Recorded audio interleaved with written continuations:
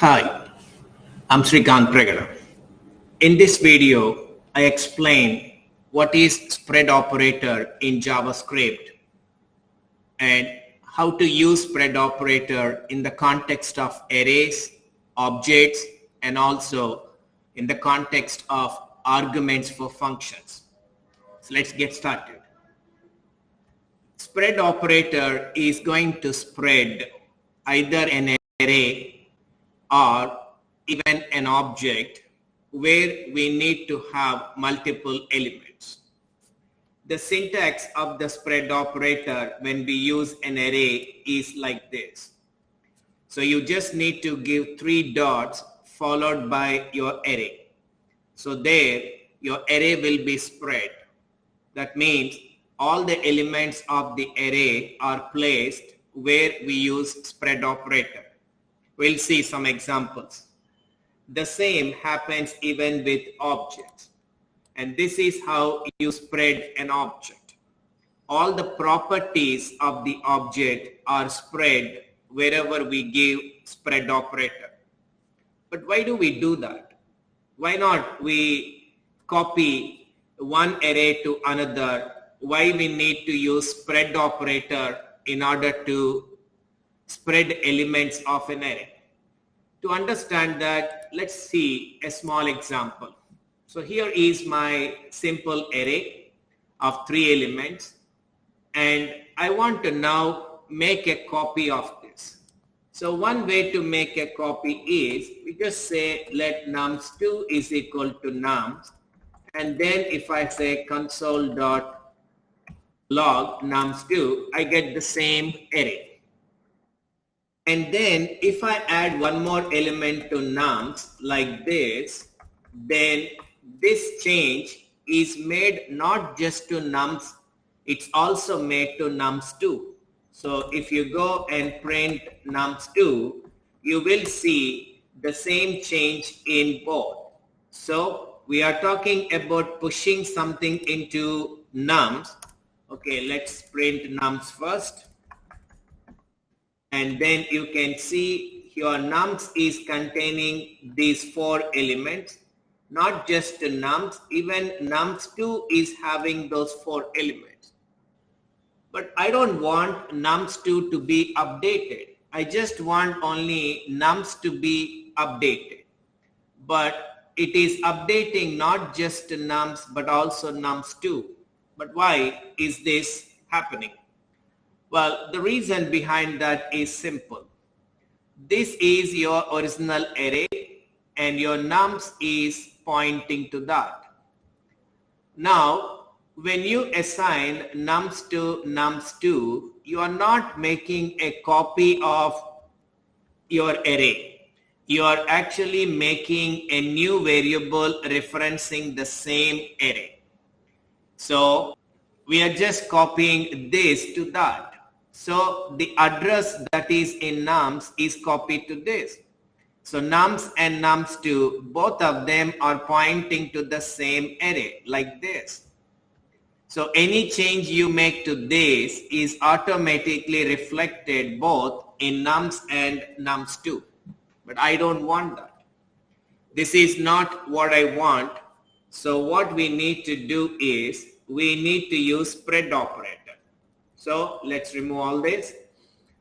And I want to create a new array, but it's not just a copy of the reference. It's a different copy of the array. So I say nums2 is equal to, give square brackets and 3 dots and nums. This is how we are going to spread it. And now you have a separate copy of this.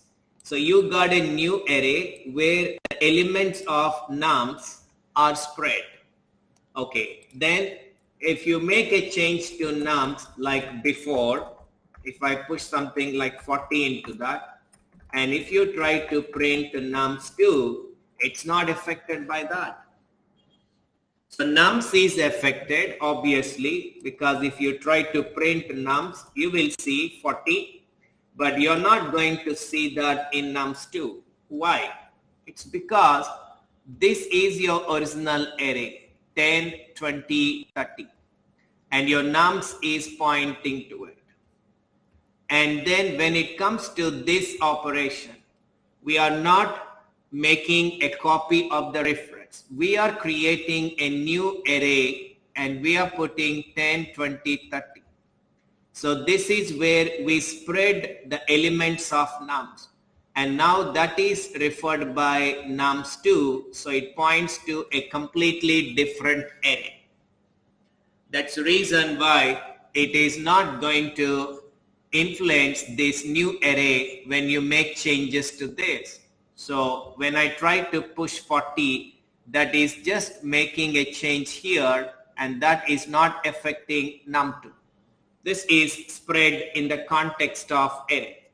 Well, it's not just you get only what you have there. If you want, you can add more values here. I can add some more here. Look at that. So I'm spreading what is already in the existing array. In addition to that, I'm putting 100 and 200. So that is how spread operator works in the context of arrays. Now let's see how the same thing works in the context of objects. Well, here is my example for that. To start with, I have an object with the name and email. Now I want to create a new object, and again I don't want a reference to that. I want a new copy. So I spread what is there in person object. In addition to that, I'm adding one more property. So now person2 is going to have all that we have in person because those properties are spread. In addition to that, we get this. This is like adding a new property to an existing object. Of course, we don't disrupt the existing object. We are creating a new object. In addition to that, if you want, you can create a new object from an existing object, and you can even override one of the properties. I say I want to create a new property called email. I want to update an existing property. I want to change the email property because it's already there. I want to change it to a different value. You can. So apart from spreading the properties, you can add more properties. You can change the value of existing properties. And now if you make a change to the first object by adding a new property called mobile, this is only affecting the first one. It doesn't affect second and third because those two are created through spread operator, not by simply assigning person to person2.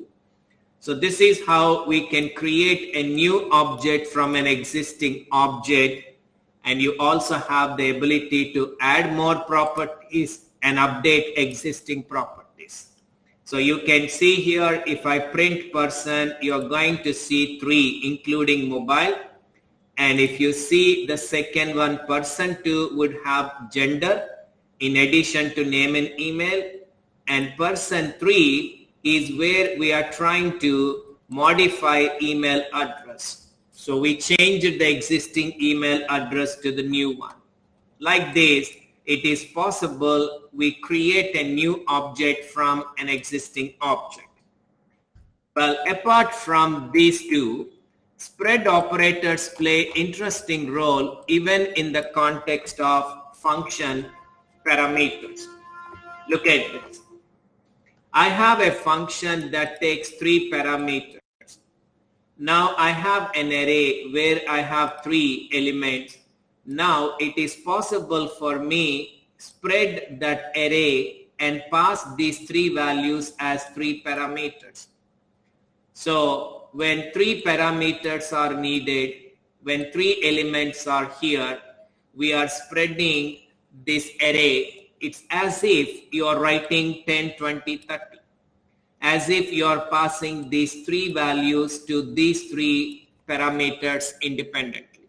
So here also we can use this spread operator with array, but it is in the context of function parameters. So this is how we can use spread operator in order to spread either an array or an object, and this plays a very important role, especially in libraries like React, where the state is supposed to be immutable.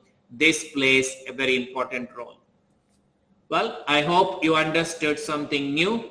Keep learning.